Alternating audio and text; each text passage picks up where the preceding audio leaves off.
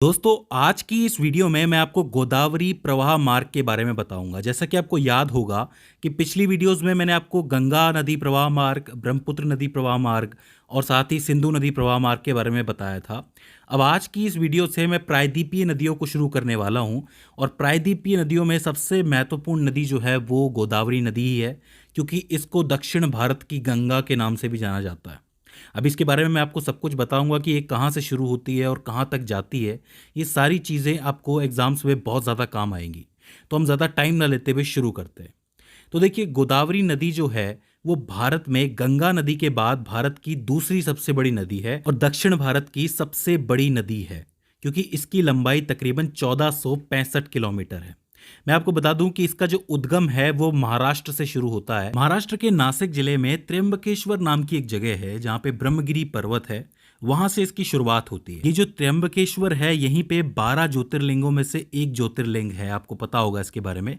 तो यहीं से इसकी शुरुआत होती है। अगर प्रवाह की बात करें तो गोदावरी नदी मुख्यतः 4 राज्यों से होकर गुजरती है। एक तो महाराष्ट्र जहाँ से इसकी शुरुआत होती है, थोड़ा सा ये छत्तीसगढ़ से भी होकर गुजरती है, बहुत हल्का सा सीमा से गुजरती है। फिर ये तेलंगाना जाती है, आंध्र प्रदेश जाती है और आंध्र प्रदेश से ये बंगाल की खाड़ी में जाती है। इस नदी के तट पर बहुत से महत्वपूर्ण शहर बसे हुए हैं, जैसे कि नासिक, नागपुर, औरंगाबाद, नांदेड़, बालघाट और राजमुंद्री। तो अपने आप में ये एक बहुत ही ज़रूरी नदी हो जाती है। इसके अलावा मैं आपको बता दूं कि ये जो पूरा दक्षिण भारत का एरिया है उसमें ज़्यादातर जो पानी है वो इसी की तरफ बहना शुरू करता है, क्योंकि आपको पता होगा कि ये जो एरिया है वो थोड़ा सा इस पूर्वी घाट की तरफ झुका हुआ है। तो ज़्यादातर पानी जो है वो पूर्वी घाट की तरफ ही जाता है। तो इसी वजह से कई सारी नदियां जो है गोदावरी की तरफ आती हैं और गोदावरी में आके मिलती हैं। तो कौन कौन सी हैं गोदावरी नदी की सहायक नदियां और कहाँ कहाँ मिलती हैं, ये हम समझने की कोशिश करते हैं।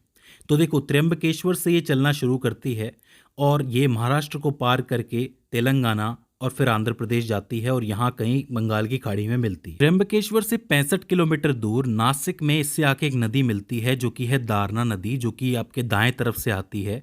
ये जो नदी है ये कलसबाई चोटी के आसपास से निकलती है और गोदावरी नदी के अंदर जाके नासिक में मिल जाती है। ठीक है। इसके बाद थोड़ी दूरी पे एक और नदी निकलती है जिसको प्रावरा नदी के नाम से जाना जाता है। ये नदी थोड़ा आगे जाके प्रावरा संगम पे मिलती है, लेकिन ये नदी अकेले नहीं आती है, इसके साथ एक और नदी आती है जिसका नाम है मूला नदी। तो मूला और प्रावरा आपस में मिलती है और प्रावरा संगम में जाके मिल जाती है। तो ये दूसरी दाएं तरफ की नदी है।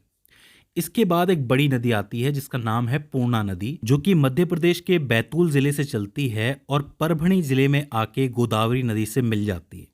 तो ये बाएं तरफ से आने वाली पहली नदी होती है और काफ़ी इंपॉर्टेंट नदी होती है, पूर्णा नदी। ठीक है। तो पहली है दारना, उसके बाद है प्रावरा और उसके बाद है पूर्णा। ठीक है। पूर्णा के बाद थोड़ा आगे चल के इससे मिलती है मंजीरा नदी, जो महाराष्ट्र के अहमदनगर जिले में बालाघाट की पहाड़ियों से निकलती है और वो कुछ इस तरीके से चलते हुए आती है और आपके तेलंगाना में आके निज़ामाबाद के पास गोदावरी नदी से मिल जाती है। मैं आपको बता दूं कि मंजीरा नदी जो है वो गोदावरी नदी की सबसे लंबी सहायक नदी है, बहुत इंपॉर्टेंट नदी है, पूछी जाती है। ये समझ लो कि दाएं तरफ की सबसे इंपॉर्टेंट नदी मंजीरा नदी ही है। ठीक है। तो मंजीरा नदी कहाँ से निकलती है? महाराष्ट्र से, और मिलती कहाँ पे है? तेलंगाना के अंदर। ठीक है। इसके बाद 3 नदियों का एक संगम होता है जो गोदावरी में आके मिलता है। एक है गंगा जो कि औरंगाबाद की पहाड़ियों से आती है। एक है वर्धा नदी जो कि मध्य प्रदेश से आती है, मध्य प्रदेश के ज़िलों से आती है। तो ये दोनों आपस में आकर के मिलती हैं। ठीक है।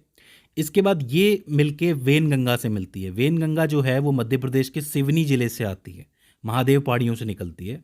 तो वेनगंगा, पेनगंगा और वर्धा तीनों आकर के मिल जाती हैं महाराष्ट्र और तेलंगाना की सीमा पे। ये तीनों मिलके एक नदी बनाती हैं जिसका नाम है प्राणहिता नदी। इसका नाम आपने सुना होगा, काफ़ी इंपॉर्टेंट नदी है। प्राणहिता नदी जो है वो तेलंगाना के कालेश्वरम में आकर के गोदावरी नदी से मिल जाती है। चलिए फिर से समझ लेते हैं। पहले पेनगंगा निकलती है और फिर वर्धा निकलती है, दोनों आपस में मिल जाती हैं। फिर ये आगे चल के वेनगंगा से मिलती हैं और प्राणहिता नदी बनाती हैं। ये प्राणहिता नदी जो है वो तेलंगाना के कालेश्वरम में जाके गोदावरी से मिल जाती है। तो एक काफ़ी इंपॉर्टेंट 3 नदियों का संगम है जो मिलता है गोदावरी से। तो इस चीज़ को आपको याद रखना। ठीक है। तो यहाँ तक हमारी एक बात पूरी हो जाती है। इससे थोड़ा आप आगे जाओगे तो यहीं से ऊपर की तरफ से बाएं तरफ से ही इंद्रावती नदी आती है। इंद्रावती नदी ओडिशा के कालाहांडी जिले से निकलती है और ये भी जाके आपके गोदावरी नदी में मिलती है। कहाँ जाके मिलती है? छत्तीसगढ़ के अंदर, बीजापुर जिले के अंदर भद्रकाली में, क्योंकि काफ़ी मशहूर है, आपने सुना होगा इसका नाम। तो ओडिशा से निकलेगी और छत्तीसगढ़ में आकर के मिलेगी। इसके बाद एक आखिरी नदी जो होती है ऊपर की तरफ से आती है, वो है साबरी नदी, जो कि उड़ीसा के पूर्वी घाट से निकलती है और कहाँ जाके मिलती है? आंध्र प्रदेश के अंदर मिलती है, कुनरवरम के अंदर मिलती है। ठीक है, तो ये साबरी नदी जो है, ये एक तरीके से फाइनल नदी, सहायक नदी है जो इससे आके मिलती है। यहाँ तक आते आते गोदावरी नदी का जो धारा होती है, प्रवाह होता है, वो काफ़ी कम हो जाता है और दो धाराओं के अंदर बट जाती है। एक है गौतमी गोदावरी और एक है वशिष्ठ गोदावरी, और आखिर में जाके ये जो नदी है, ये बंगाल की खाड़ी में मिल जाती है। तो इस तरीके से ये जो दक्षिण भारत की गंगा है, ये अपना सफ़र तय करती है। तो दोस्तों, मुझे उम्मीद है कि आपको ये पूरा रास्ता समझ में आया होगा, पूरा नक्शा समझ में आया होगा। अगर इसके बाद भी इसके अंदर आपको कोई क्वेरी आती है तो आप हमें कमेंट सेक्शन में बता सकते हैं। तो दोस्तों, आज की इस वीडियो के अंदर बस इतना ही। See you in the next one.